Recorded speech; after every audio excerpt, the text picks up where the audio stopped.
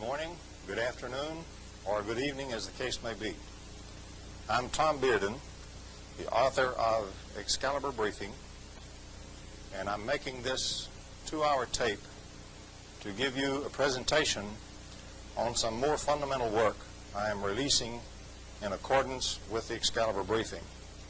This presentation is on scalar waves and on scalar interferometry, and it deals with the long-lost secret work of Nikola Tesla and also the Soviet weaponization of the Tesla technology.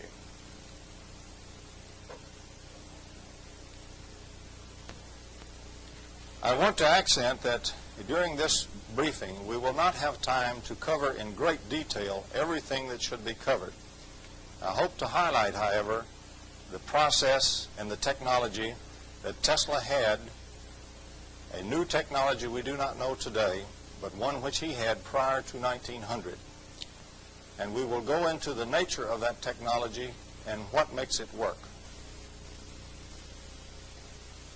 The slide we are presenting at this time deals with the conclusion of a report done by then Captain J.D. Lamoth for the Defense Intelligence Agency.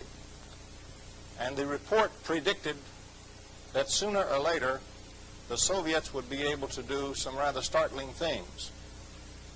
Know the contents of documents that we tried to secrete from them. Know our troop and ship movements, although we tried to protect them.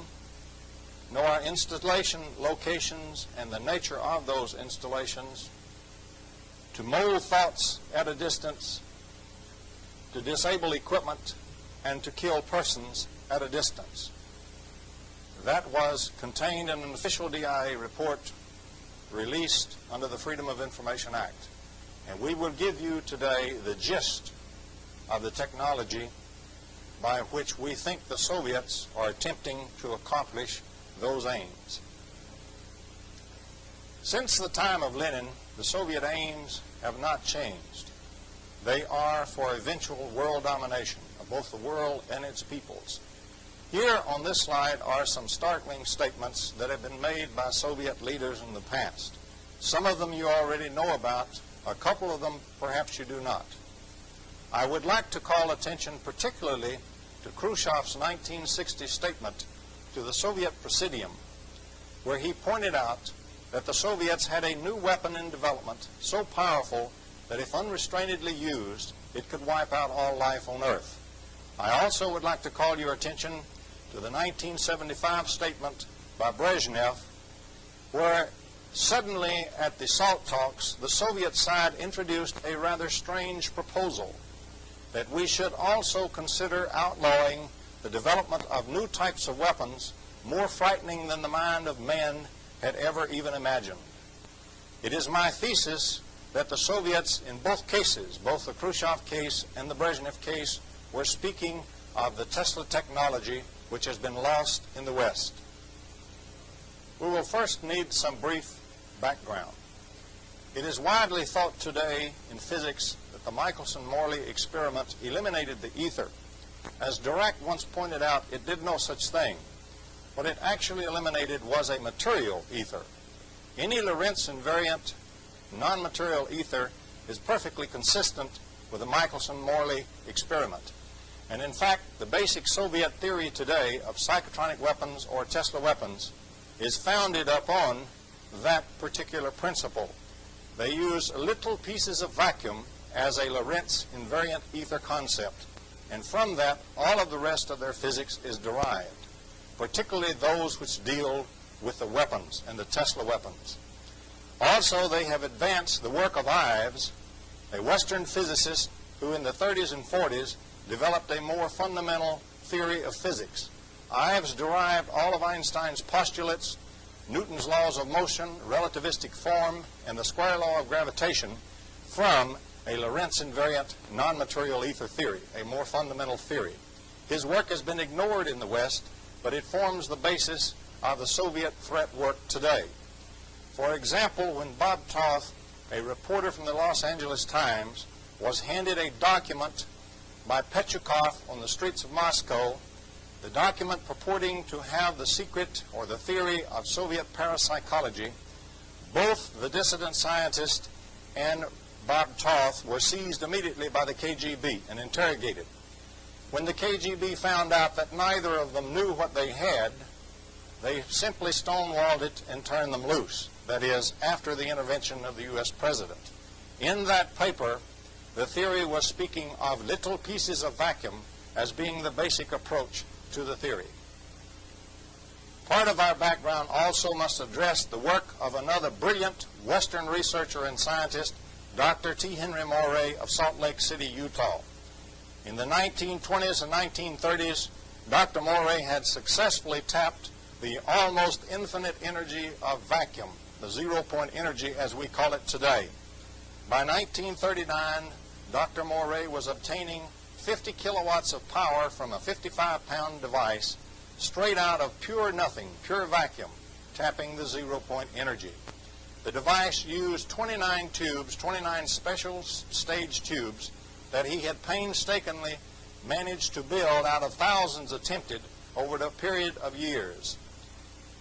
In 1939, a Soviet agent in that laboratory working with the device under Dr. Moray suddenly destroyed the device and beat it to pieces, heart-rendingly destroying the work of a lifetime.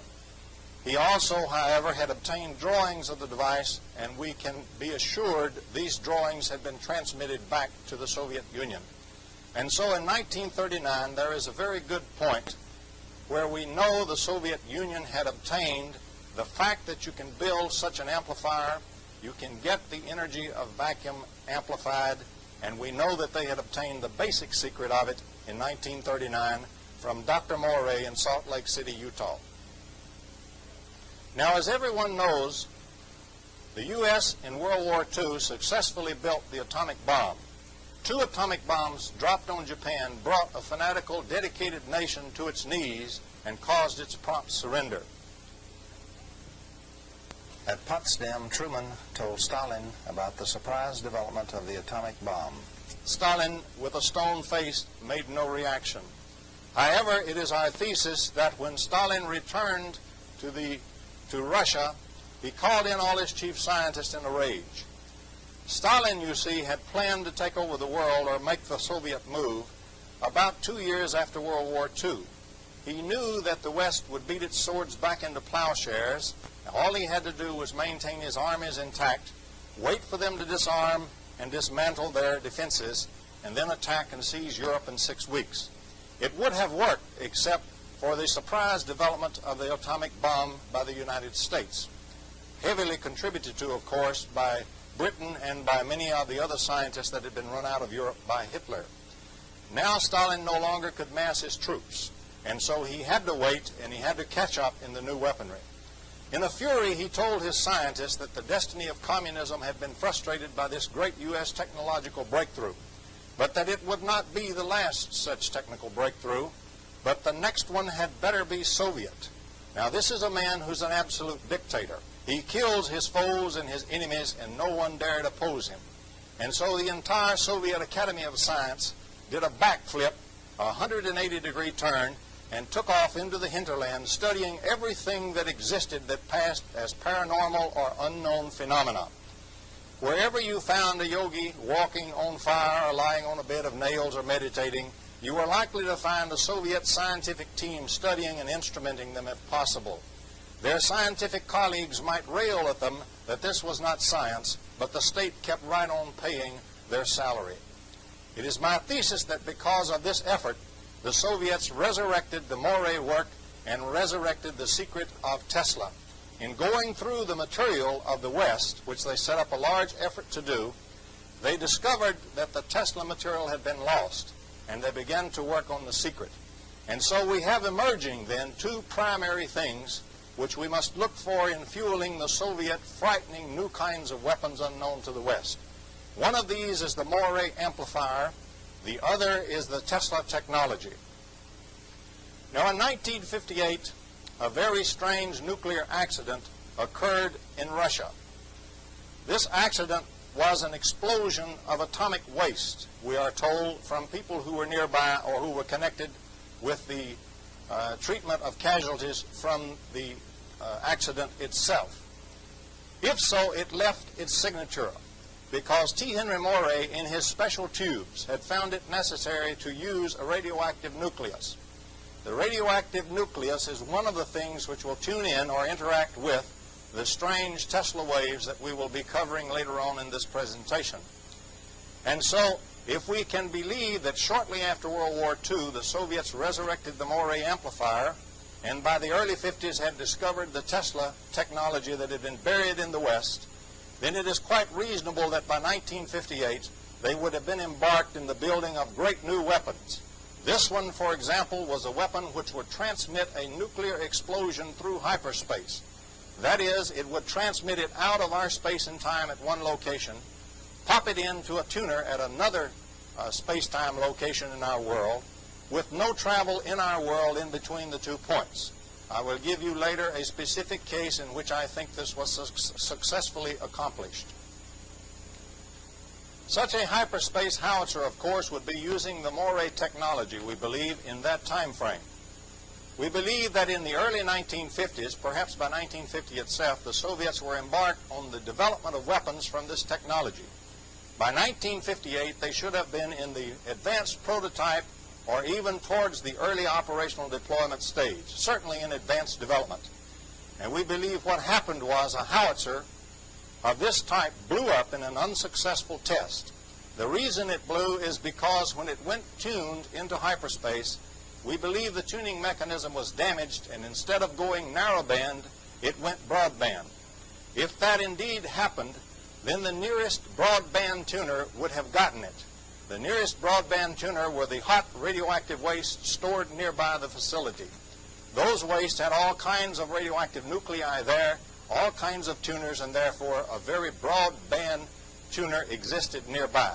So the howitzer simply blew the facility apart because the explosion emerged from the atomic waste nearby. But continuing our story, we switch now to a very strange incident shortly after the Cuban Missile Crisis. First, let us speak of the Cuban Missile Crisis. As you know, in 1962, Khrushchev, ever the ebullient peasant, began to stick long-range missiles at great speed into Cuba. These missiles would have covered the United States like a glove with nuclear firepower, and in one fell swoop, he would have changed the nuclear strategic balance of power. Of course, this was detected, and John F. Kennedy decided to call his bluff. In fact, Kennedy knew he was bluffing because at that time a Soviet colonel by the name of Penkovsky was cooperating with us by the courtesy of British intelligence, and Penkovsky verified that the Soviets were in fact not ready to withstand a nuclear assault, and their defenses and their nuclear missiles were in terrible shape. So Kennedy knew Khrushchev was bluffing and he would have to back down. In that aspect then, Kennedy called his bluff, and of course, as you see, Khrushchev did back down. What Kennedy did not know was that the great new superweapons were almost ready.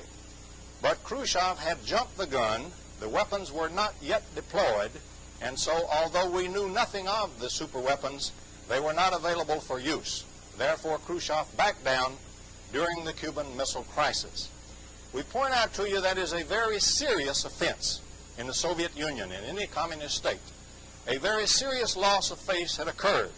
Khrushchev's days were numbered before he would be overthrown as the leader of the Soviet Union. And he knew this. At that moment, he was in a desperate race for time to get his superweapons deployed and do something which would recover face and maintain leadership for a while longer. In April 1963, a few short months after the Cuban Missile Crisis, it is my thesis that the Soviet superweapons became operational for the first time. That is, the howitzer, for example. It is also my thesis that in April of that same year, Khrushchev scored a major triumph as a demonstration to the leaders of the Communist Party and the party membership that indeed his policy was the best. He did this to recover face and maintain his leadership. I am convinced that on the 10th of April 1963, from a remote facility in the Soviet Union, a weapon was directed against the U.S. Thresher atomic submarine.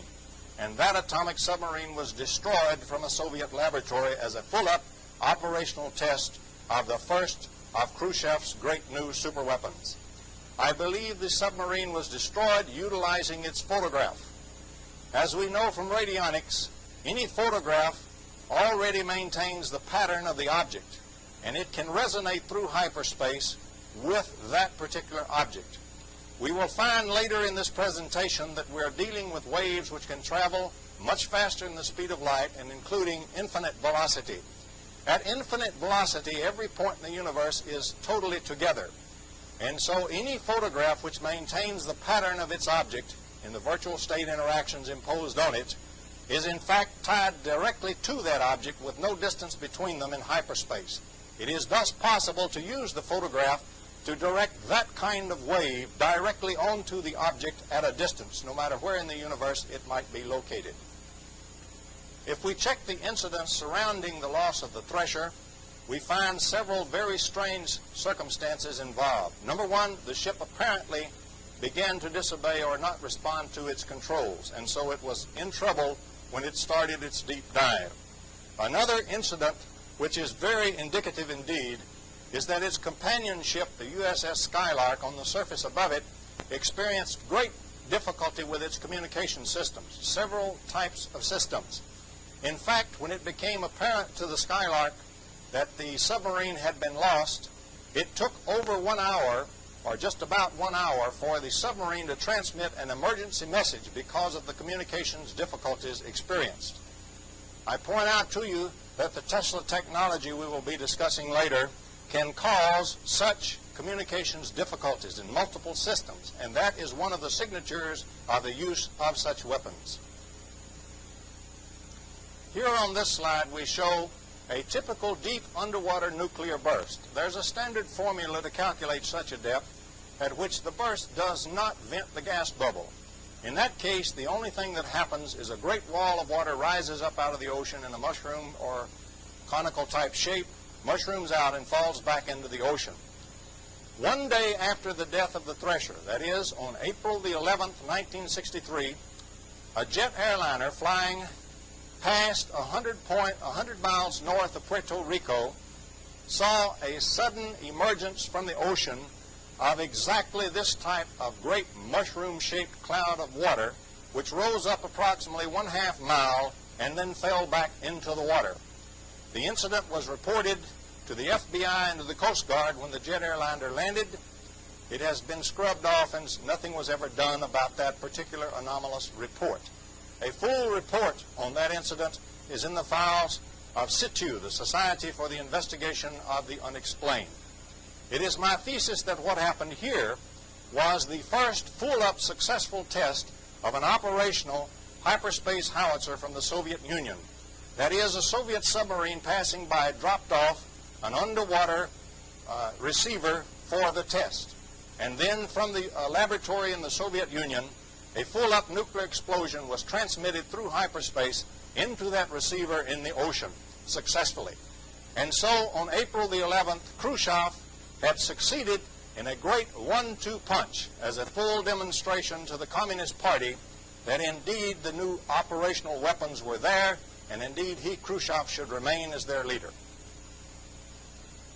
We would like to pause briefly now and return once again to the past, to Dr. Nikola Tesla.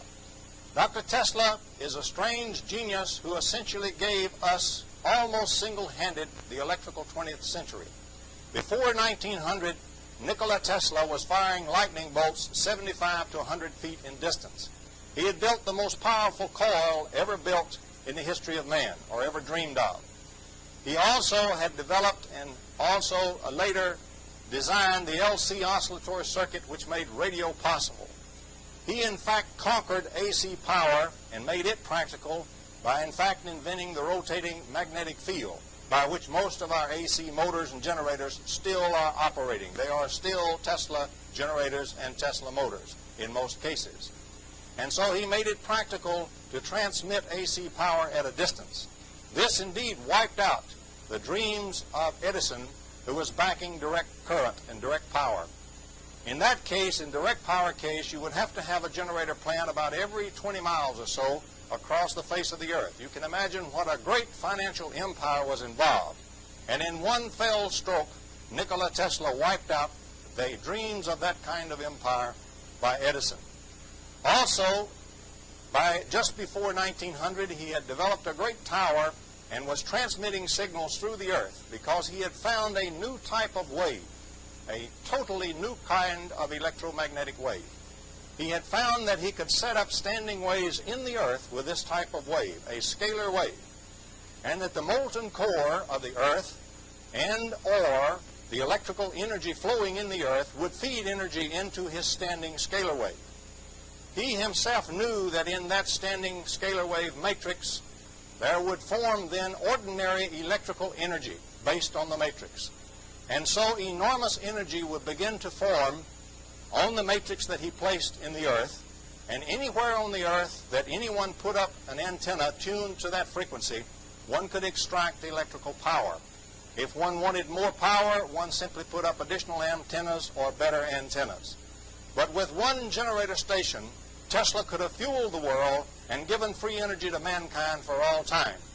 When his financial backers discovered that this is what he was about, they in fact set out to destroy him, for they considered him a dangerous madman. We accent that Tesla was not using Hertzian waves. He had passed that stage previously. Tesla was using a more fundamental electromagnetic wave that we have yet to use in the West. And it is the fundamental wave that fuels the Soviet weapons today, that is, the strange new superweapons. Tesla used a scalar wave. Specifically, he used a wave of phi field, static electric potential, electrostatic potential, well known in the theory. He also knew that two paired or two coupled scalar potential waves made a Hertzian wave. And so any Hertzian wave is nothing in the world but two coupled Tesla waves. In other words, the present electromagnetics is a highly special case of the more expanded electromagnetics that emerges once we use the scalar wave directly without such coupling into ordinary vector waves. Tesla knew the coupling could be at a distance, and so it did not matter where the two scalar waves met and coupled. At that point where coupling occurred, one would have ordinary vector electromagnetic wave, Hertzian waves, or energy, if you will. When his backers found out what he really intended to do, that is, give free energy to mankind forever, they knew that this would destroy many financial empires which depended for their control upon the control of energy production and energy resources. So they considered Tesla a dangerous madman. All his financial backing was removed. Eventually his laboratory was burned. Various and sundry other blockages were put in his way, and this man then eventually became a non-person. He was totally isolated. So the man who had been the greatest inventor and scientist in the world in 1900, by 1914, had already become essentially a forgotten non-person. On this slide, I am showing some excerpts from the history of the development of what today is called Hertzian potential in electromagnetic theory. I want to call your attention particularly to the 1903 paper by Whittaker, who proved that any vector field can be replaced with two scalar fields. In other words, by projection from that, then any vector wave can be replaced as two scalar waves. And this essentially is the thing that Tesla had discovered. Notice the close timing of the 1903 Whittaker paper with the fundamental work that had been done already by Tesla. So, in fact, in the hardcore theory today, there already exists the proof of the coupling of Tesla waves into ordinary vector electromagnetic waves. The theory was extended later by other workers in the field, particularly the work of Nisbet in 1955. And on this slide we show some of the work that we referred to, that is, the paper by Nisbet and other work in the field. This again is not a comprehensive reference list at all. It is merely pointing out that in the foundations of electromagnetic theory, the case for the Tesla wave and Tesla pair coupling into electromagnetic wave already exists, but has been lost in the West. In the West, we have concentrated our attention specifically on the vector wave, on the Hertzian wave, which can only move at a single velocity in vacuum. c, the velocity of light. Specifically, c is the velocity of the vector wave. If we have scalar waves, they need not be bound by that velocity at all. In fact, we will find later that the phi field, for example, can move at any velocity or be made to move at any velocity, essentially from 0 to infinity.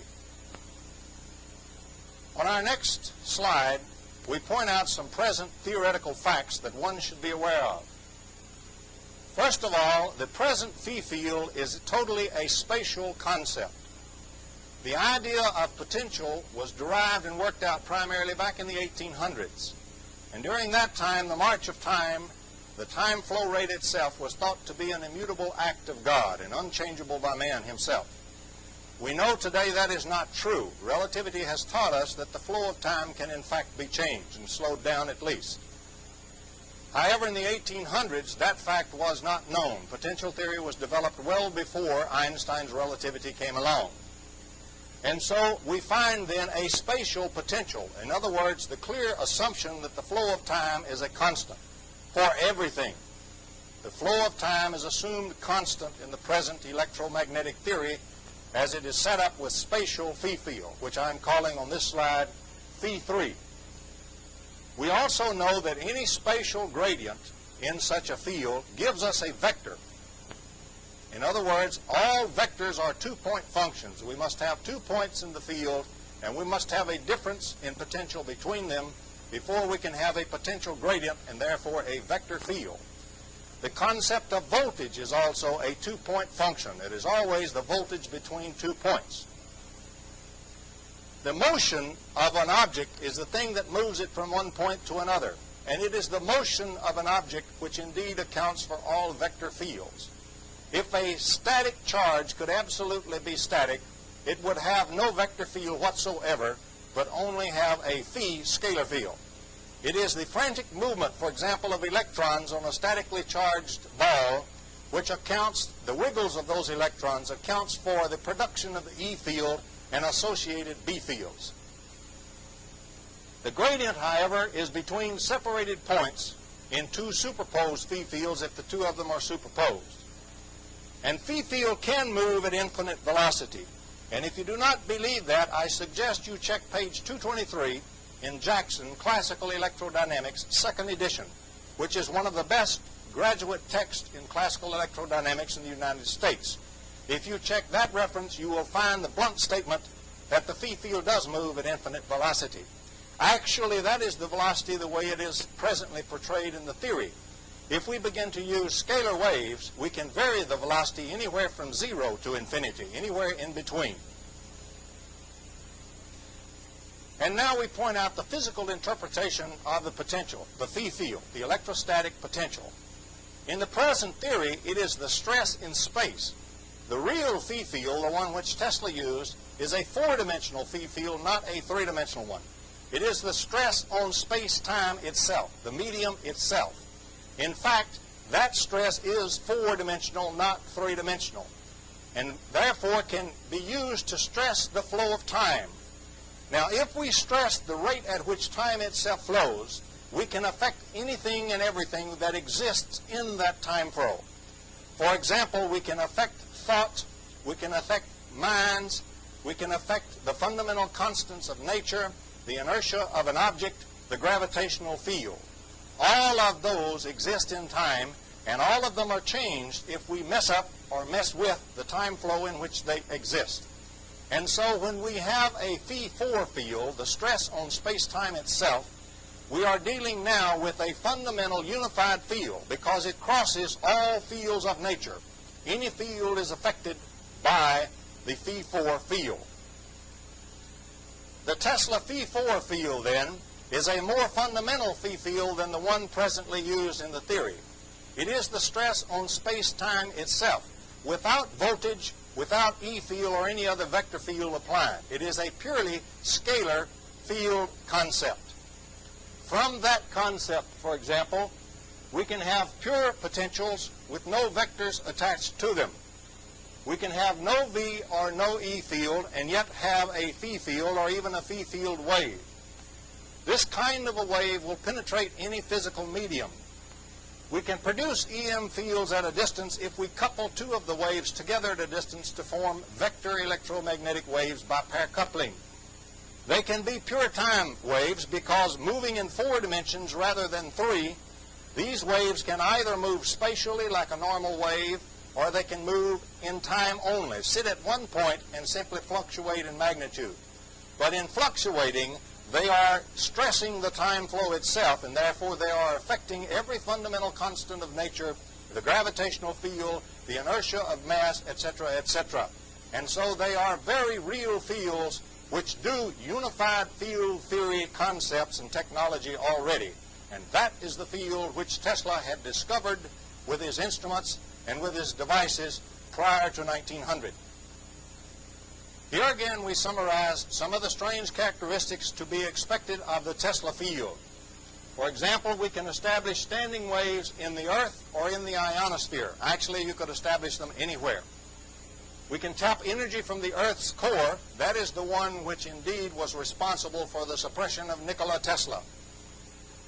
The wave can travel faster or slower than the speed of light. Already in the limited electromagnetic theory we have, we recognize that phi field can travel at infinite velocity, and I gave you that reference.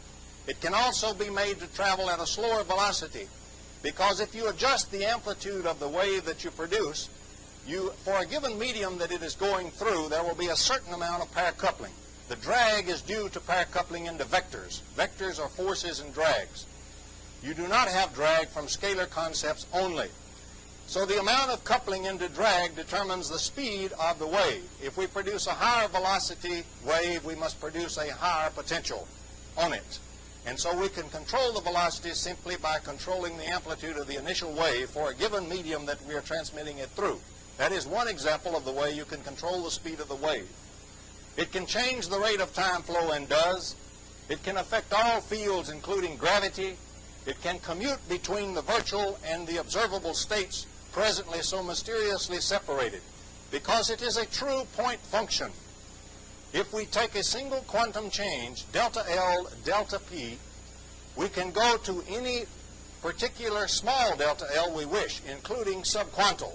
And so this is the magic field, which is the hidden variable theory that goes between the subquantum state and the quantum states known today.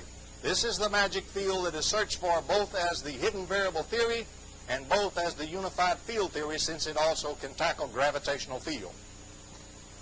As one example on this chart, we show the magic wave that Tesla discovered and called his standing columnar wave. For example, looking at the bottom diagram, this is a little space-time diagram. The vertical line is time, the horizontal line is 3-space or laboratory space. The Tesla wave is a magnitude of phi which will be somewhere between the time dimension and the 3 spatial dimensions.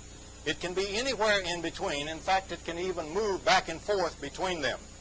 If it does that, then a very unusual type of wave motion results in our normal space. What results is the wave, as it is down here in the space medium, just moves like a normal wave with a certain velocity. As it produces or approaches the time movement axis only, it stops at a point and sits there, waxing and waning and affecting all the fields and fundamental constants of nature. As it then moves back towards the space-time medium, it picks up velocity again, until again it's moving in space. It gives you then the type of wave shown on top. On top we show that sitting at a point and messing with every other field of nature and all the fundamental constants, gradually releasing its effect on the flow of time and moving through space, then slowing down and starting once again to seriously affect the flow of time and all the other fundamental fields and forces and constants and so forth. The velocity chart or velocity plot is shown in the middle graph. It simply picks up velocity and stops, picks up velocity and stops while it's doing its thing. Now, other people besides Tesla and Morey have stumbled onto parts of this particular technology. For example, in World War I, the United States Navy utilized the Rogers undersea and underground transmission system to transmit underwater to its submarines around the world. They also used it to transmit through the earth to American Expeditionary Forces headquarters in Europe. The work was declassified in 1919, and it was hailed as a major triumph. it was exclaimed that all the surface antennas would be wiped out because of this new fundamental discovery. And Tesla also affirmed that the Rogers work was utilizing the Tesla wave, not the Hertzian wave. That was in 1919 that declassification occurred. Mysteriously, by 1920 or 21, all reference to that and to the great promise of this new technology was wiped out as if by an unseen glove. No way, in no fashion, apparently, was the Tesla wave going to be allowed to produce free energy for mankind and advanced communication systems. Also, according to the fundamental research work of Dr. Robert Beck, this same technology has been rediscovered at least 3 times since World War II, and in each case, again, has been mysteriously squelched in the West. In the West, the technology that Tesla had discovered before 1900 has been repeatedly suppressed up to the present day. On this slide, again, we show a thing which is presently missing from electromagnetic theory. The fact that the scalar waves are there, and also that the scalar waves can couple to form vector waves at a distance. Also, I'd like to point out some other omissions from the present electromagnetic theory. One of the crucial and critical aspects of the theory that is fallacious is the confusion of charge and charged mass. They are not even dimensionally the same thing. Mass does not exist in time. Mass time does. Mass is totally a spatial or three-dimensional concept. If we believe quantum mechanics, the charge on a mass, for example, of a charged particle, is due to the emission and absorption of virtual particles, such as virtual photons. It is this virtual flux, then, which is charged. It is not the mass, but it is that virtual flux connected with the mass. The charge connected with a mass produces a charged mass, that is, a charged particle. But in the theory, the two are made synonymous. It is not possible to do work on charge. It is only possible to do work on mass. Force is defined in the simplest case as mass times acceleration. No mass, no force. So phi field, in fact, is nothing in the world but the intensity, or the force-space density, if you will, of the force-space virtual flux in a region. It does not matter whether or not there is any mass, observable mass, in that region. For example, if we believe the present theories of vacuum, vacuum itself has a very high level of primordial electromagnetic energy. It is also full of scalar waves. In fact, everything is going bananas. Incredible amounts of energy are in the pure vacuum itself. These energies are there in the form of charged, not as charged mass. In other words, there is no observable mass connected with them, and that's what the vacuum is. And so the present theory must be again changed. We must substitute at least 3 terms for every term that presently has charge. One term is charge itself in the correct sense. The second term is the mass that's connected with the charge. And the third term is the relationship or the connection or coupling between the two. Now, a scalar wave is a wave in the background phi sub 0 of vacuum itself. In the present theory, that phi sub 0 is assumed 0. It is not 0. It is, in fact, a very high value. It is, on the average, constant if nothing is disturbing it. But if we produce phi waves, scalar waves, Tesla waves, what we are producing are, in fact, waves in the phi sub 0 medium, space-time itself. In other words, space-time is phi sub 0. And phi sub 0 is 4-dimensional. And that is what the phi sub 0 wave is produced in. That is what Tesla found out. You can actually shape the fundamental space-time medium itself by the phi field Tesla scalar wave. The scalar wave is also a longitudinal oscillation. When coupled, the pair couple makes a vector wave, which is a transverse oscillation. And so transverse waves, or Hertzian waves, are always coupled scalar longitudinal waves. That coupling can occur at a distance. It need not occur immediately at the point at which the scalar wave is produced. However, in our real world, there are so many moving charges, essentially everything is charged, that the moment a scalar wave is produced, much of it or most of it is coupled with other scalar waves that are being produced around or passing through the vicinity. And so we find, for example, excited states of atoms emitting photons, that is, pair-coupled scalar waves. They also emit some scalar waves that are not coupled, but we have no instruments at present to detect them. For example, the scalar wave does not push electrons. It takes a force to push an electron, and that's a vector concept. You don't get it unless you have a vector wave. The scalar wave doesn't push electrons, and so our electron-pushing detectors do not detect it. Strong scalar waves can be detected, for example, with such things as Geiger tubes, because the Geiger tube is a pileup of charged masses, but we don't care too much about the mass, just look at the piled up charge. In other words, the charge density is increased. And so if we pass a phi wave through there, it rides like a cork on a wave of water and rides up higher in phi wave. It's as if every single electron acquired a little bit greater charge, a little bit greater phi field. And so if it becomes the ionization, we get a cascade discharge, and so the Geiger tube will read. It gives us vector fields, and that pushes electrons, and we get an indication. If we wish to detect weaker scalar fields, we must indeed use interferometry techniques. We must pair couple to produce vector fields, and that is scalar interferometry. And so we use such things, if we wish to detect them, as electron interferometers. Now, there are indeed some natural scalar interferometers around that can be studied if one is very careful. One of the standard phenomena that is produced by this fashion is what is called earth stress lights, earthquake lights, mystery lights, ghost lights, and so forth. There's a myriad of terms for the will-o'-the-wisp. It is produced usually in or near fault zones in the earth.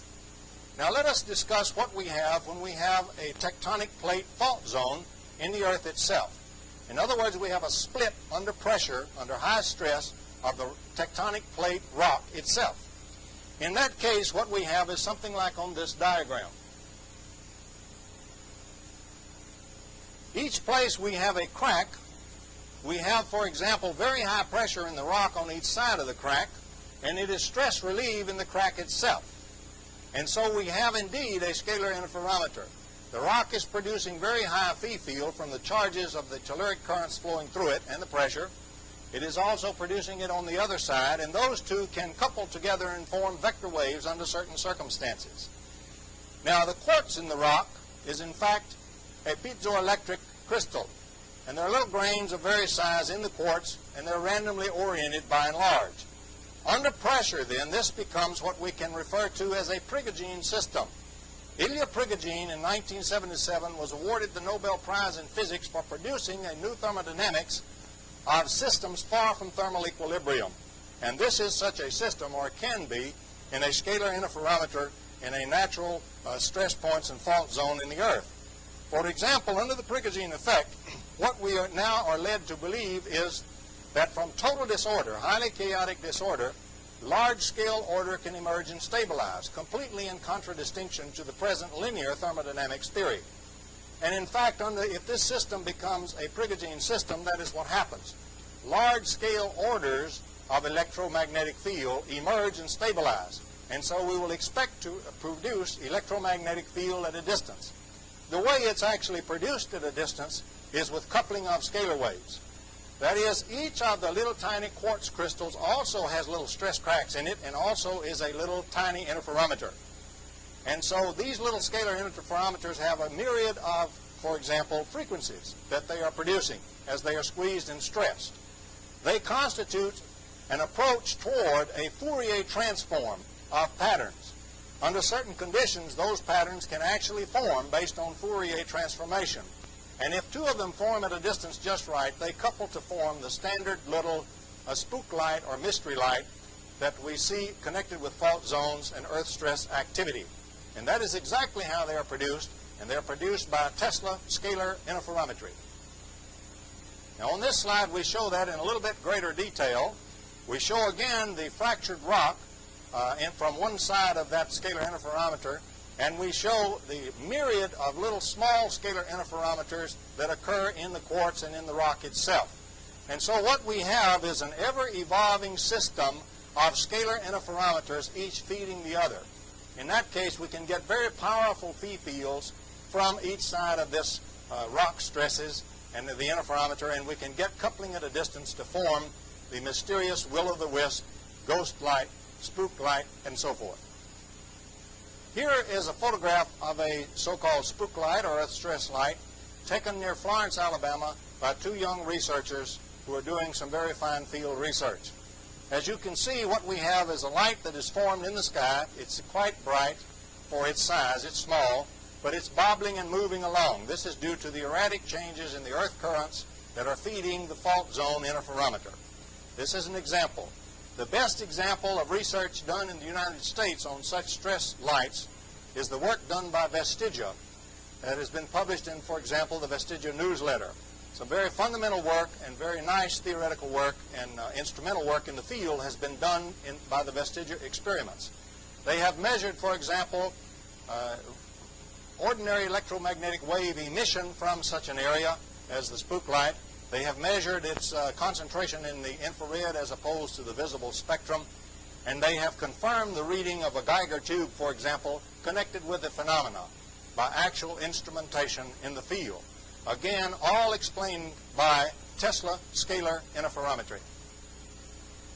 Actually, another very good scalar interferometer is sitting up between the two ears of each listener. The two cerebral halves, for example, form such a scalar interferometry. The way one must produce phi wave without all the coupling or without so much coupling is that the charged masses, the ions or the electrons, for example, that are used to pile up to produce phi field must be moved at great speed, essentially at breakdown of the medium velocity. They must be moved as quickly as possible and then stabilized to hold the activity, the virtual state activity that constitutes charge. And so the way we actually must produce phi waves without so much coupling into vector waves is in that fashion. And that is why the human nervous system, for example, utilizes cascade discharges across large numbers of nerve fibers. For example, brain waves, so-called, are not waves along a wire. They are, in fact, cascade discharges of charged particles, for example. And it is in that fashion that the human system is able to use scalar waves and couple them then into vector waves, which will move the charges and give signals. I do not have time in this lecture to go into that, but let me say this.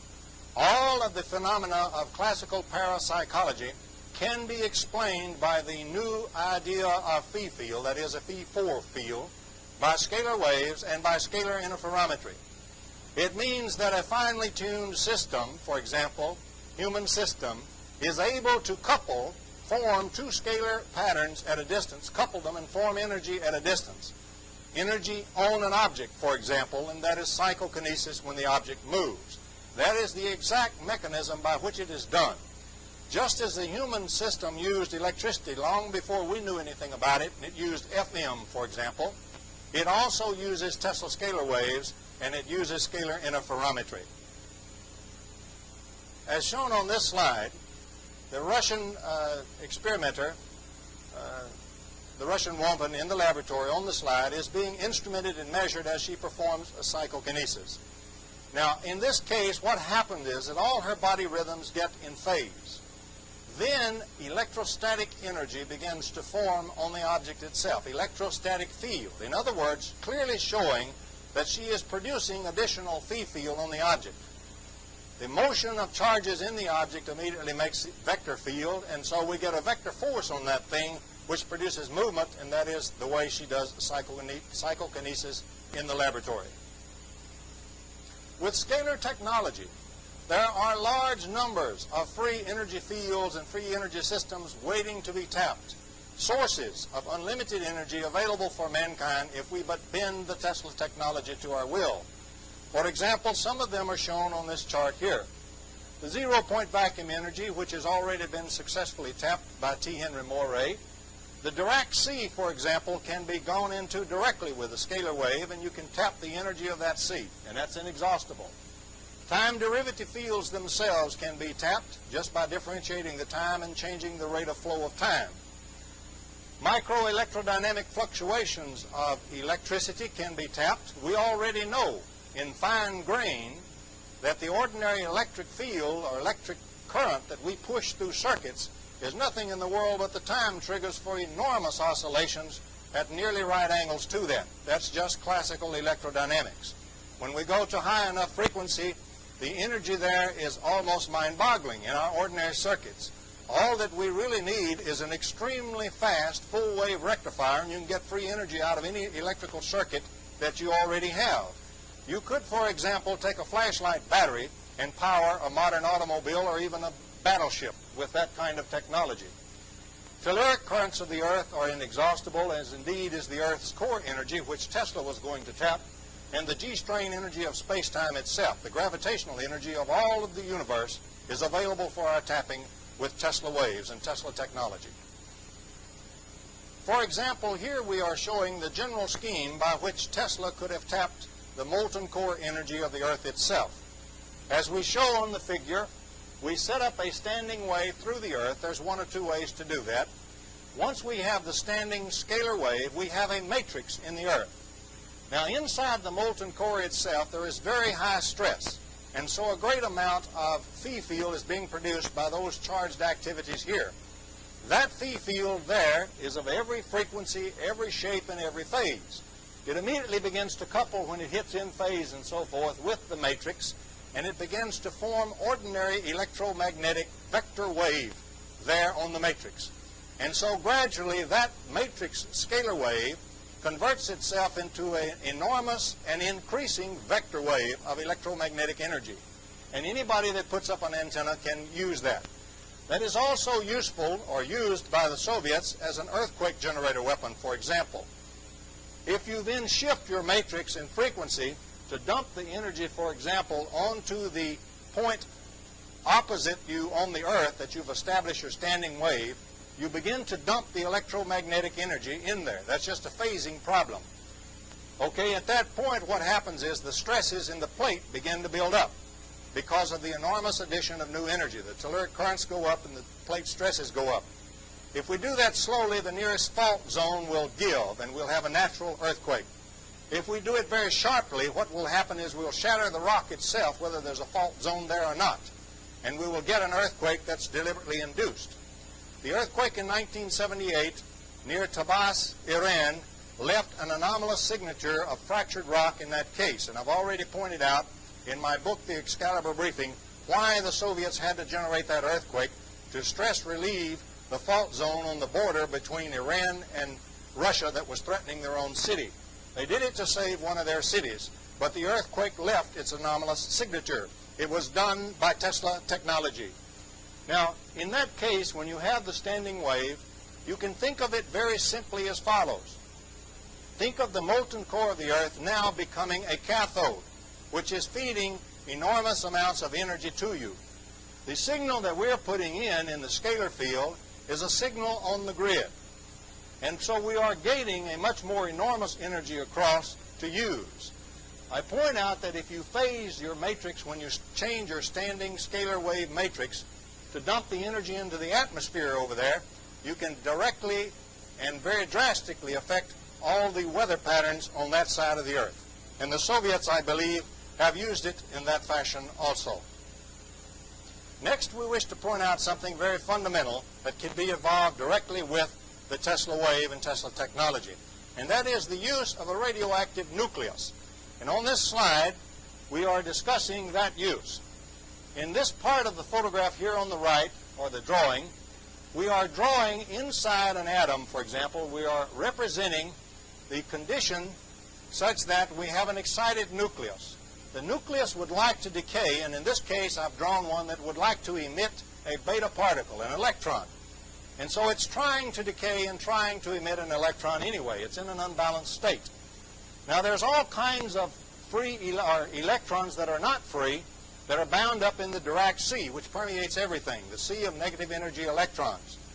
So if we put now the system and make it a many-particle system in which this electron exists, for example, Moray in doing so ground up germanium and ground up several other things, including a radioactive nucleus material, ground them very finely and press them at extreme high pressure and paralyze them so that the stresses were locked in. In other words, he was building a Prigogine transistor a little bit more advanced than anything we've built to this day. What you have going on in that case is this. If we believe linear thermodynamics, negative temperature is higher than any positive temperature. And so on this graph I show on the left, zero temperature on the positive kind of temperature on the bottom, rising to infinite positive temperature on the left. That's the same thing as zero negative temperature, and negative temperatures then go on up above the positive infinite temperature. There are even experiments, for example, with nuclear magnetic resonance, where we can watch a particle come down through positive infinity temperature. The Dirac sea is up here in the negative energy states. If we establish a Prigogine effect, however, we make it highly nonlinear, and so we establish a nonlinear position from the Dirac sea down into the normal positive area. In other words, now electrons in the Dirac sea can on occasion fall down through this Prigogine tunnel and come off with very high positive temperatures. And so you can tap the Dirac sea with a combination Prigogine effect and Tesla scalar phenomenology. Going back over to my diagram on the right, what happens is we put a scalar field, scalar potential, onto that Dirac sea electron. We force it out through the nucleus itself that's trying to emit an electron. The electron is bounced out of the nucleus and immediately replaced by the one lifted from the Dirac sea, and so the nucleus does not decay. This is a reaction that is not presently known in physics. That is, the emission of the beta particle from an excited nucleus, but the nucleus remains excited and unbalanced. And that is due to the Prigogine effect and the use of a Tesla scalar interferometer.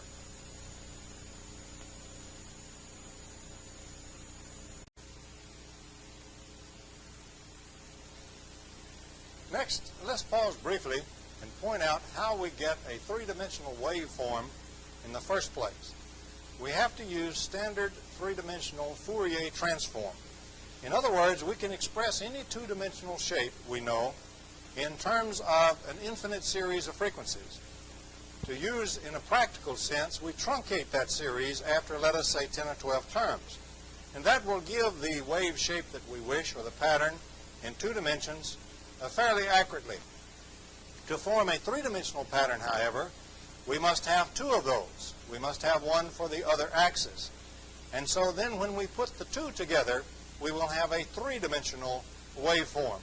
And that is three-dimensional Fourier transform, truncated so that we can use a finite number of transmitters and a finite number of frequencies. In other words, it will require us to use two Tesla transmitters to use scalar interferometry in three dimensions.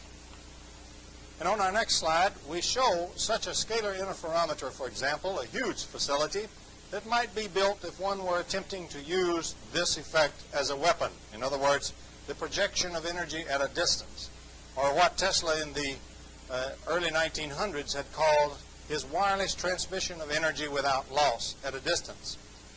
In this case, as you can see, we have two scalar antennas. They're fed by a control and switching mechanism in the building shown here in the fine drawing by Hal Crawford. And not shown on the drawing, of course, would be a power source or a series of power sources to feed the interferometer. You can see the various wavelengths of the interferometer marked off to show you that we're using from each antenna a truncated Fourier transform, and the pair combination makes a scalar field form at a distance. And so with this arrangement, we can produce in space a form, a three-dimensional form, that is traveling at a given velocity. We can, for example, adjust that velocity by determining or adjusting the magnitude of the phi field produced in the first place. And indeed, such interferometers, Tesla interferometers as this, already exist in the Soviet Union, as shown in our next view. Here we show an artist's conception of the Soviet facility at Serezhigin that is indeed a Tesla howitzer. This is taken from the pages of Aviation Week and Space Technology and is being used here with their permission. Now, it is presently thought or conjectured by the West that this thing might be a high-energy laser or particle beam weapon. It could, in fact, for example, do elementary particle beam weapon work if indeed radioactive nuclei are being used inside the scalar antenna. In addition, however, its prime purpose is a Tesla scalar interferometer, a Tesla howitzer. I maintain this is a third-generation weapon that is presently on site. As you can see from the slide, we have the two scalar antenna out front. We have the mark-off positions along the baseline between them for the wavelengths to be used in the Fourier transform sections with each antenna. We have the computer-controlled facility in the middle in the building that switches and controls all the various frequencies that are coming from the transmitter. And back at the rear, we have a series of power sources. In fact, on this particular howitzer, we have apparently two kinds of power sources. The forward bank of generators are thought to be explosive generators, those kind of ordinary generators in which the Soviet Union is known to lead the world. Behind them, however, there is a bank of 13 generators, one extra one, which I believe are Moray-type generators. The Moray generators, for example, will furnish enormous energy, almost unlimited, and there's an extra one to run the facility. I pointed out in my book, The Excalibur Briefing, that the Moray generators, because they use so many stages in them, will have a most unusual failure mode. At certain times, all of them will fail and cease to operate because the flux in which they operate goes unstable, and so they lose their coherence and they cease operating. In that situation, every one of them of that type quits working, a failure mode not known to any other weapon system. If weapon A doesn't work, then weapon B won't work. And so if the Moray generators fail, the howitzer to be used at all must have some ordinary power being furnished, and that will come then, of course, from the explosive generators. It could also come, for example, from advanced ordinary power sources such as magnetohydrodynamic generators.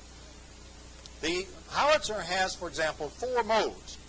Two major modes, continuous pulse, continuous wave, or pulse mode. In a pulse mode, what happens is we simply fire one pulse and fire another one behind it to catch up with it and couple at a distance. In a continuous mode, we fire a continuous pulse wave and a second pulse wave to come up behind it at a higher velocity and catch it, coupling at a distance, so that the thing will form, in each case, vector field at a distance, that is, energy at a distance. In the pulse mode, the energy will form suddenly with a big bang, and we'll get something like an electrical explosion of enormous density at a distance. In the second, a fireball, if you will. In the second instance, the continuous mode, we will form, for example, a ball of energy, but the energy will be sustained because it is continually being fed from the Moray generators or from the advanced power source. So we have two main modes, pulse and continuous. There are several modes in addition that each one of these can be used in. And let's look at our next slide to look at some of these effects. And on this slide, for example, we show a schematic of that artist concept shown in Aviation Week. For example, we might speak of the size of the ball of energy that we create at a distance. If we make a relatively small ball, just a few kilometers or even 10 or 20 kilometers across, we can have a rather substantial amount of energy density in that ball. In fact, enormous if we're feeding it from the Moray amplifiers. So the small ball can be used to vaporize a physical object such as a re-entry vehicle, an airplane, or a missile.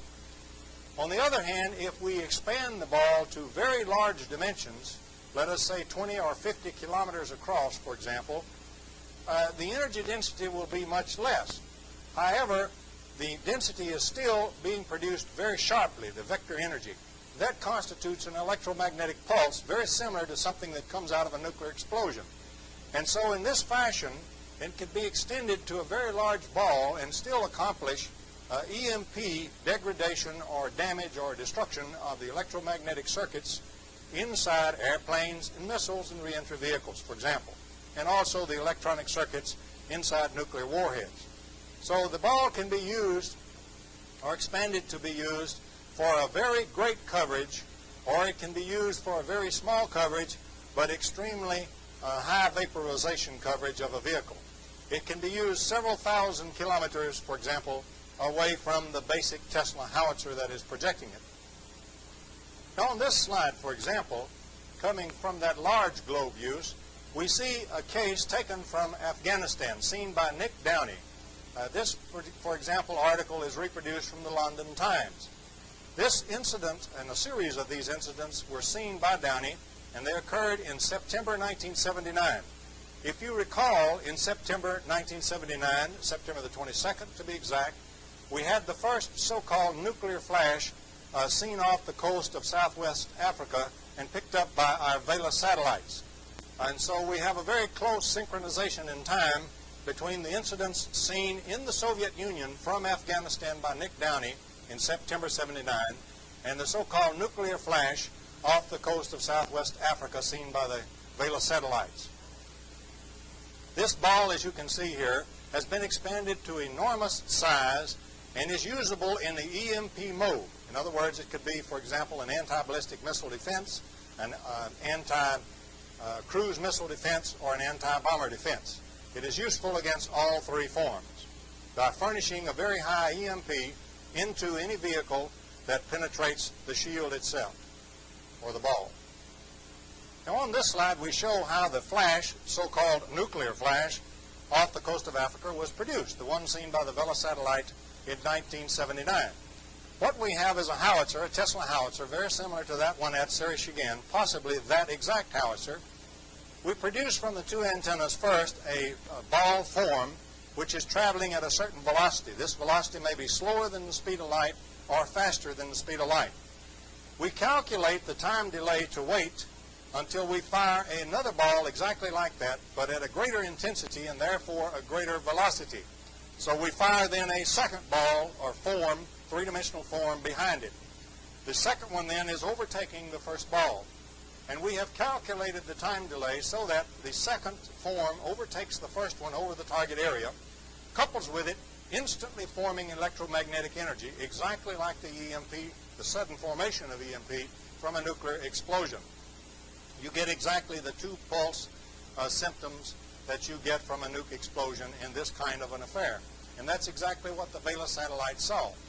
We point out to you that the second so-called flash seen in 1980 in the same general area by the Vela satellites appeared in the infrared only. They had no visible spectrum.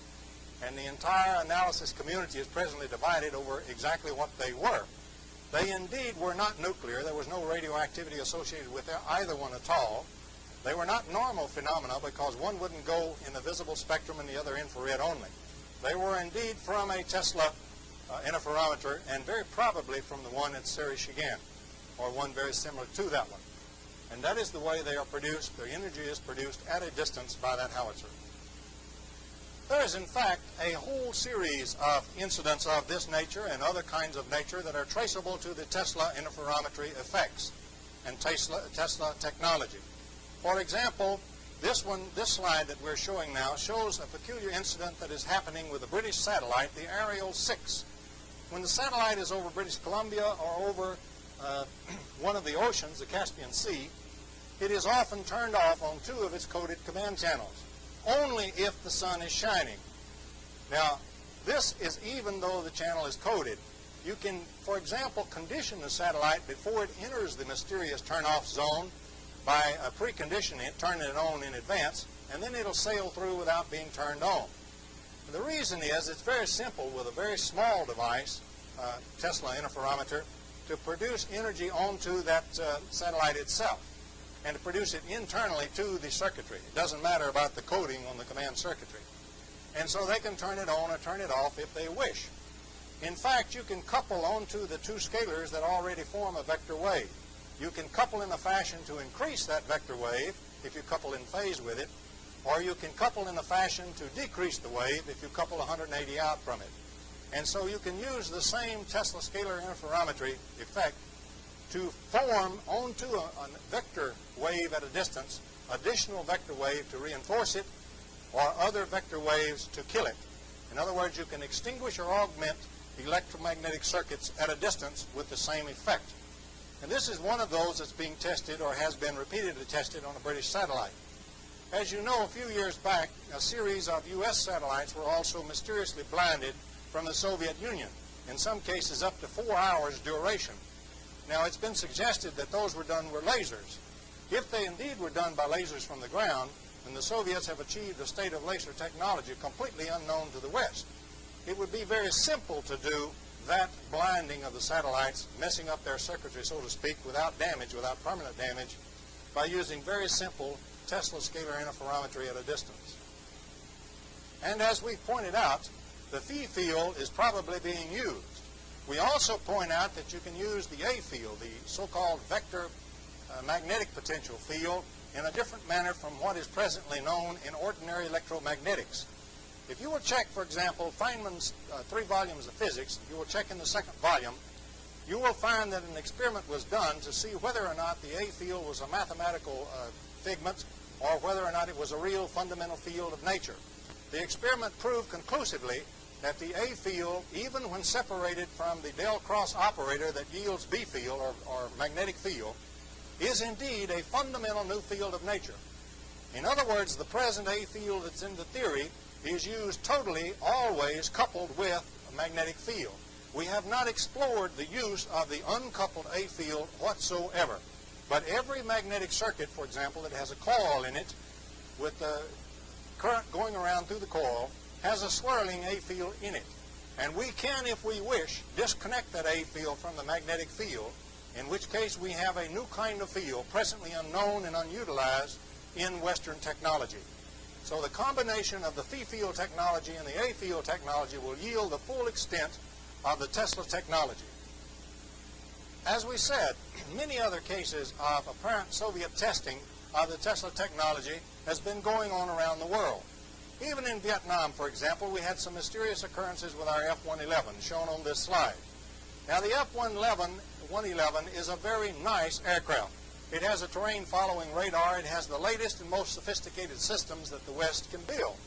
And so when we deployed that new system into the Vietnam War in great haste, it's quite reasonable to suppose that the Soviet Union would like to have it and like to have access to a knowledge of its weapon systems, its radar, and so forth.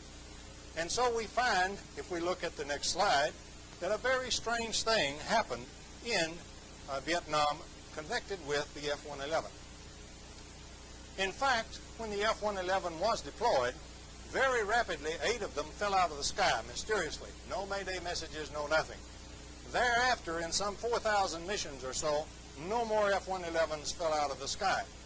Now the F-111 flies so low and so fast when it's going in on its mission that it outruns its own sound. And so the troops and the ground guns normally get very little warning. They can, of course, track it on radar, but it's going so fast that it's very difficult for ground fire to hit it, or the missiles that were deployed inside North Vietnam. However, another strange thing happened. For example, during the prisoner of war exchange, we recovered 1 crew, and they told a story of going in towards Hanoi, hot and fast, and suddenly having all the lights lighted to show that all the systems were failing simultaneously. They got out of the plane, ejected safely, but the plane, so far as they knew, was not hit by ground fire, by a missile, or by a rocket. In other words, we have here a plane which was not hit by anything, but which showed by its indicator lights that all its systems were failing simultaneously. Everything electrical on that airplane was failing. And so I submit to you that that's probably an indication of the use of a Tesla weapon. For example, if the Tesla weapon was being used to extinguish the electromagnetic currents flowing in the electromagnetic circuits, in other words, in an extinguishing mode, as all the voltages started falling, that's exactly the symptoms you would have had.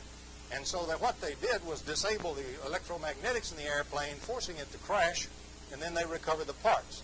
When they had enough of the parts to have everything they needed, they quit knocking down F-111s. They also probably took the magic boxes with them that they'd coupled into the radars to do that and took them back to Russia. They weren't about to give those devices to the North Vietnamese. So it's my thesis that there's a high probability that the mysterious loss of those F-111s was largely due to the use of Soviet Tesla weapons in North Vietnam. Now, in September 1976, here is an example shown on this slide of the use of a Tesla weapon in the continuous small fireball mode. This one was seen by a British airline flight over Lithuania, and it was seen for several minutes. A glowing fireball formed below the airplane. In fact, the pilot contacted the Soviet authorities in alarm, and the Soviet authorities, in effect, told him to mind his own business and go ahead and get the heck out of there. What we have is a deliberate use of this weapon, or exposure of the airliner and the pilot and the crew to this weapon. The Soviets knew that the airline pilot and crew would see the ball and would be alarmed. They knew that when they returned, they would report this incident to the British authorities. And what they're doing is they're using this as a stimulus to Britain to see if the British know anything at all about the Tesla technology. By their response, then, from a series of incidents such as this, they can determine whether or not the West, in fact, knows of this technology. In many, many such incidents which have occurred, the stimulus has evoked the response always that showed the West knows nothing of the Tesla technology. And so the Soviets know for certain that we know nothing of the scalar wave or scalar interferometry. And here, of course, on the second slide is a close-up of the same phenomenon. You can see here the ball underneath the airline, closer up. Here is a second incident taken from Iran, from an airplane beginning to land or coming in to land at the airport, seen deep within the Soviet Union. And this is the same Tesla interferometer shown in the very large globe or very large form use. In other words, the EMP use is being tested. What the airliner saw was indeed a glow on the horizon which formed itself into a ball and then which rapidly grew. The intensity of the glow diminished as the size of this thing grew until it was enormous, seeming to fill that whole part of the heavens. Another airplane also saw the same phenomenon. This is in 1976 as shown on the slide. The next slide is a close-up of the same phenomenon. And as you can clearly see from the close-up, the size of the globe is truly enormous. We're talking about a phenomenon which is many, many kilometers across in diameter. And so we're talking about something which can be used in the EMP mode to cover a whole region of the sky against incoming attackers, whether or not they are ballistic missiles, cruise missiles, bombers, whatever. In fact, the primary development of the Tesla weapons seems to have been done with a view towards ballistic missile defense. The Soviets for some time, at least since the late 60s, have stated that they had 100% defense against ballistic missiles, strategic ballistic missiles, ICBMs. They have stated, for example, that the Western alliance has no such defenses and does not know this technology. Based on the scalar Tesla technology, that statement could indeed be accurate. And we show on this slide that we're seeing now the uses of the Tesla technology in a ballistic missile defense mode, primarily in the missile defense against ICBMs. Now, turning to the slide, for example, we see first of all the use of the large globe method, or the large globe mode. We produce out in space, many thousands of kilometers away from the projector, a very large globe of energy. The energy is actually in just a thin hemispherical shell where the two forms coupled. And so it's very dense. Even though it's very large, it's still dense by normal standards. And any vehicle or object entering that particular shell experiences a very sharp and very large EMP, much like from a nuclear explosion. That'll disable the electronics that's in any vehicle coming in. It covers a very large region of space, for example, and so is used against a large number of vehicles coming in to dud them, to dud their electromagnetics.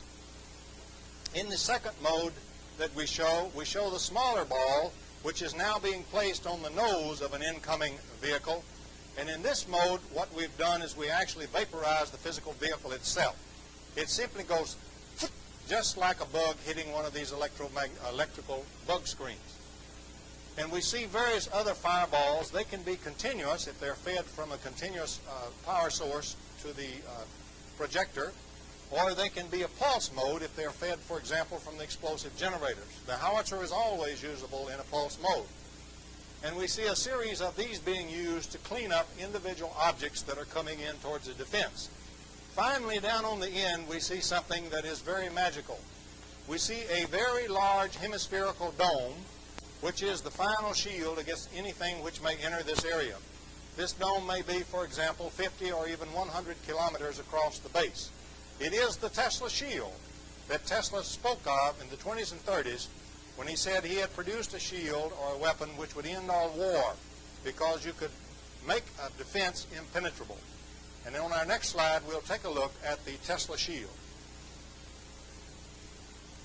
To obtain a Tesla shield, what is done with the Tesla projector or the Tesla howitzer is to produce first a very slow hemispherical three-dimensional form.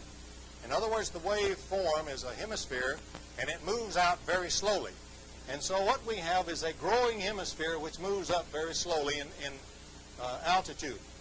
Then behind that we produce a second such hemisphere which moves at a little faster velocity and moves up from inside the other one until just as it meets it. In fact, to be specific, when it meets the special relativity condition, when the distance, delta L, between the two, divided by the time delay between them, delta T, is equal to the speed of light, that defines a vector wave.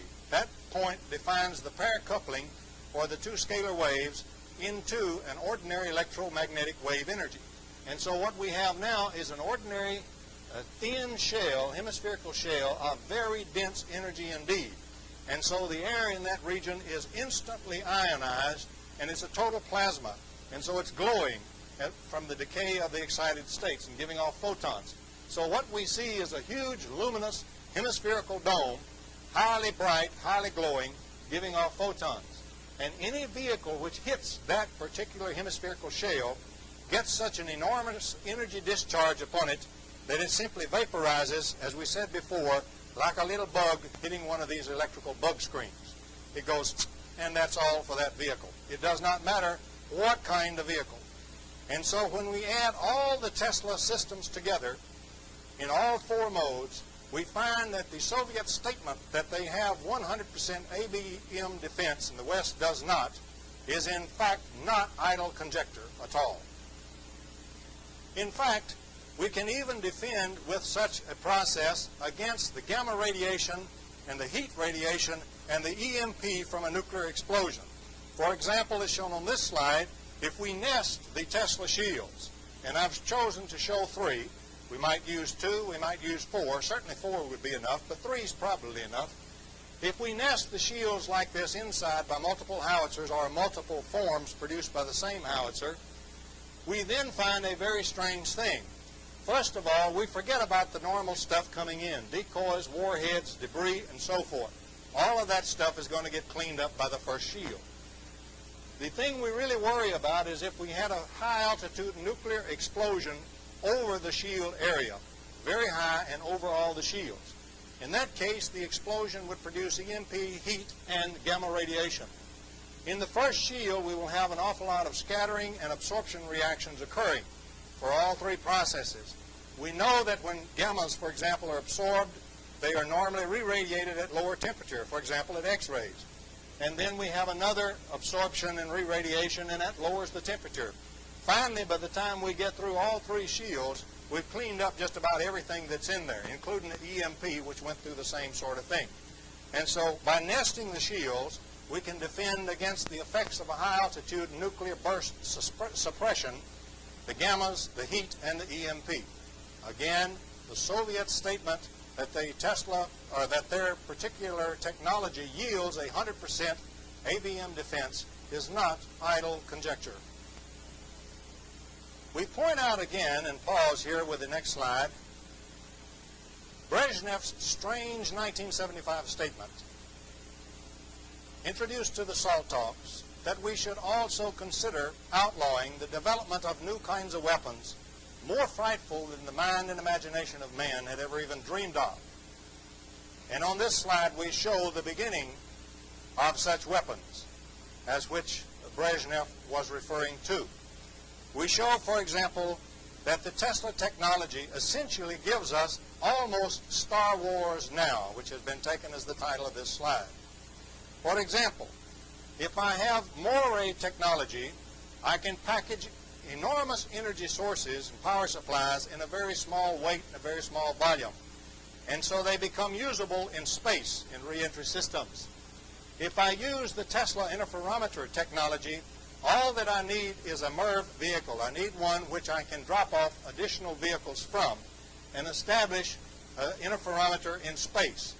And I've shown here a couple of re-entry systems coming in that have multiple reentry vehicles with them. And they are being powered by Moray technology, and they are using scalar interferometry technology a la Tesla. In such case, these things become emitters of enormous power, enormous weapons, almost like ray weapons, except the energy will be produced at a distance instead of traveling through space. Energy is vectors. It is not scalars. What happens is we fire first a scalar wave at a target, let us say a missile site. We fire then a second scalar wave right behind it, and we get the fireball burst occurring right on the missile site itself. We get EMP, we get all the things from a nuclear explosion, except it's all electrical. We don't get the radioactive fallout, and we do not destroy the farmlands. The Soviets do not care about New York City or any other large U.S. city. They really care about the U.S. farmland, which is what they really need from us. And so anything which serves as an emitter can now become an enormously powerful emitter, and it can become a sort of blaster or fireball blaster at a distance. And I've shown that Star Wars and battle stations in space, which we are only now beginning to think about in the West from the standpoint of lasers and particle beams, have already become possible in the Soviet Union by using the Tesla technology. Also, I show that a satellite, for example, can be set up in the same mode, and any emitter now becomes a primary weapon system.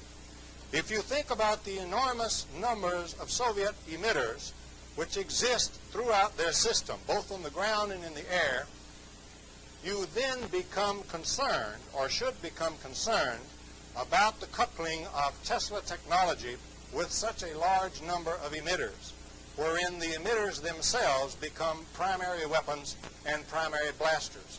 For example, if we have a small jammer coming in against a field army force to jam some of the radars, we might have a small one that produces 2 kilowatts of power. But with the Tesla technology, he can put that 2 kilowatts of power right around the antenna of his target radar. I assure you that any Western radar we have today with 2 kilowatts of power in a little globe around it will simply blow out all the transistors and all the circuits. And that radar will be blown right off the air immediately. And so will our communication centers and everything else we're using that has particularly digital state electronics, which are very sensitive to EMP, particular EMP produced directly in and on the circuits themselves. So what we have is a case where all of those enormous number of emitters can become blasters. And so we can reason that the Soviets will make a substantial number of them the primary weapons on the battlefield, a weapon which we presently have no means of countering whatsoever. But of course, in pausing, we have spoken of many weapons, and fantastic weapons at that, that matched Brezhnev's strange 1975 statement. The use of the technology, if man can only evolve his own consciousness, is not just for war.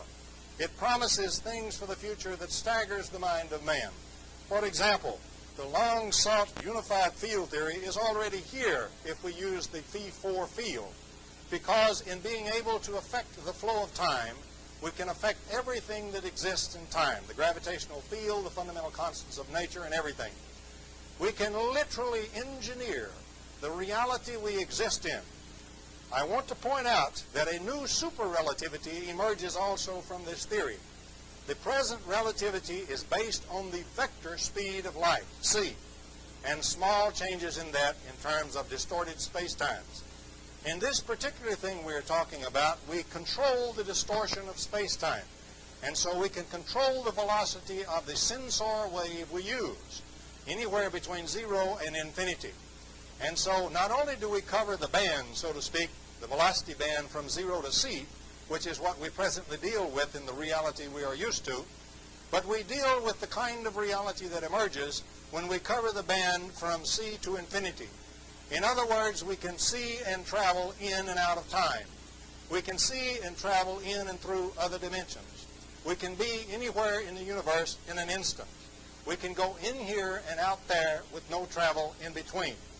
We can communicate at superluminal or subluminal velocities. And in fact, we'll see that the things that follow are also even more enormous than that. But my point is that the present relativity and the present electromagnetics are only highly special cases of the true relativity and the true electromagnetics that emerges from Tesla's fundamental waves and fundamental interferometry work. In fact, if we fully apply the technology, we must be prepared to deal with orders of reality. In fact, words that we presently have in our language fails us in trying to describe what emerges. We must be willing to deal with a case where we individually can be in many places at once. In fact, we could be everywhere at once if we were using a wave that had infinite velocity to do our sensing.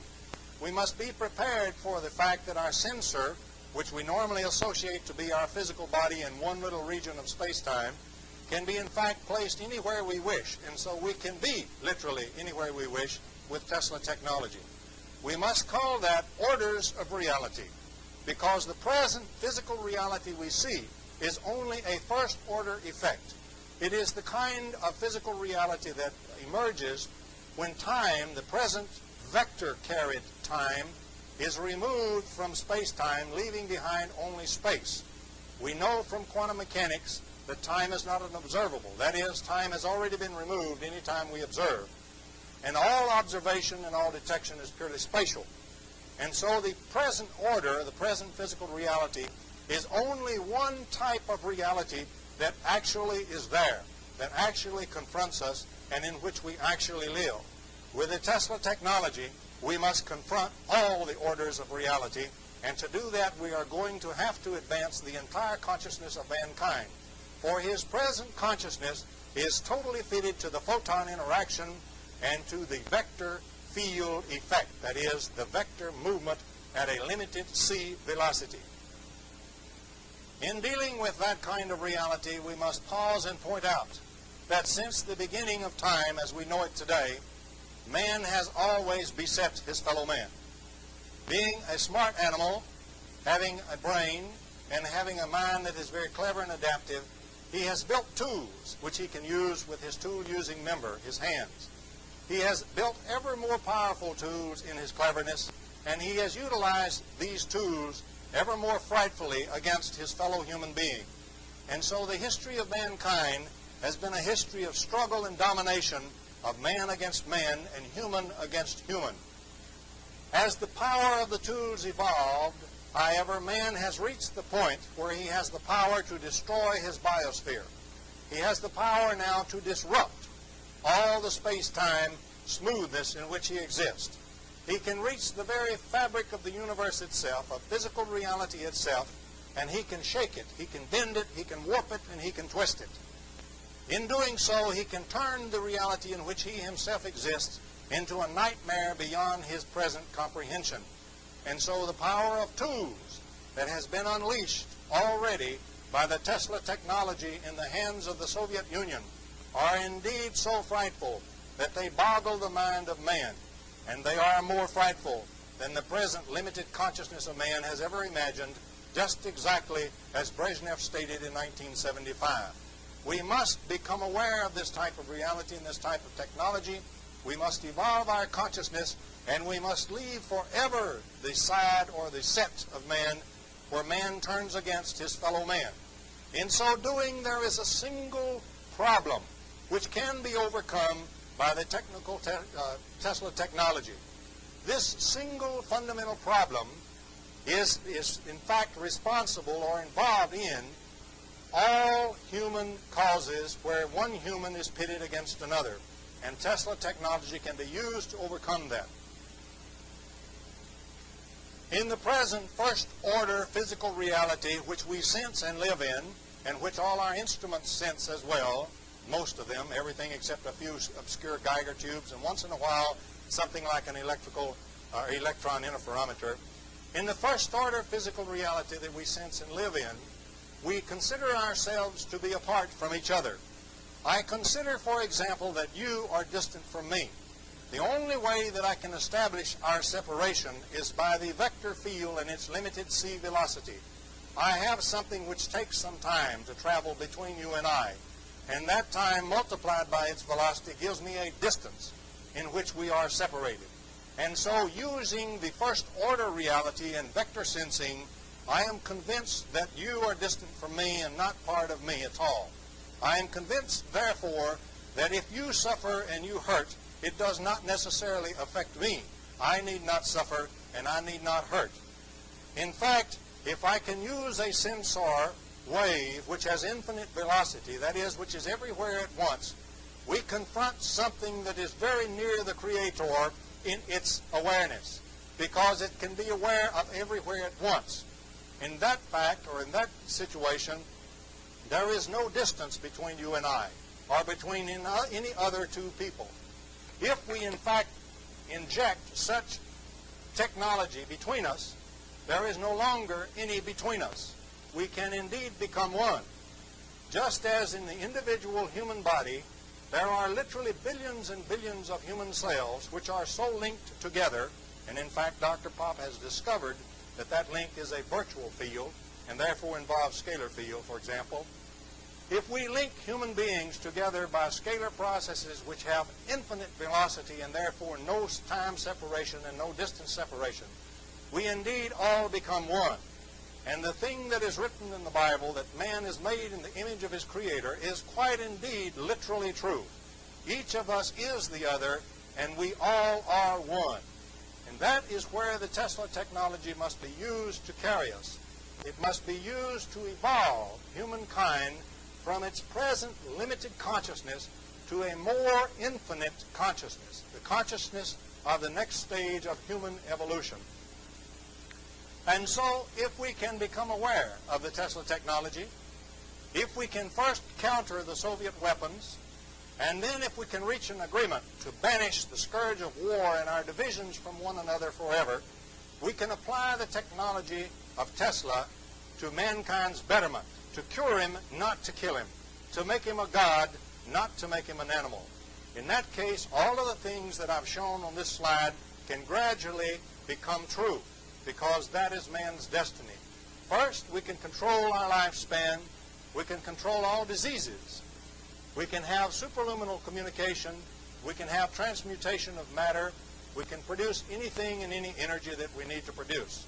And eventually, we can recover our true consciousness and our true nature, which is the godhood and the God nature of mankind itself. It seems ironical to me in making such a presentation that with my Judeo-Christian background and looking at the Christian Bible, King James Version if you wish, long ago we find people writing words which, if I do away with the dogma and if I do away with the limited concepts of the time and try to express what they are saying in a non-dogmatic way and in the present concepts that we have today, they have a startling new truth. Man literally is built within the image of his Creator, or is one with the Creator himself, or he can be, because we now see and sense only the first order reality, only a limited electromagnetic interaction, and only a limited relativity.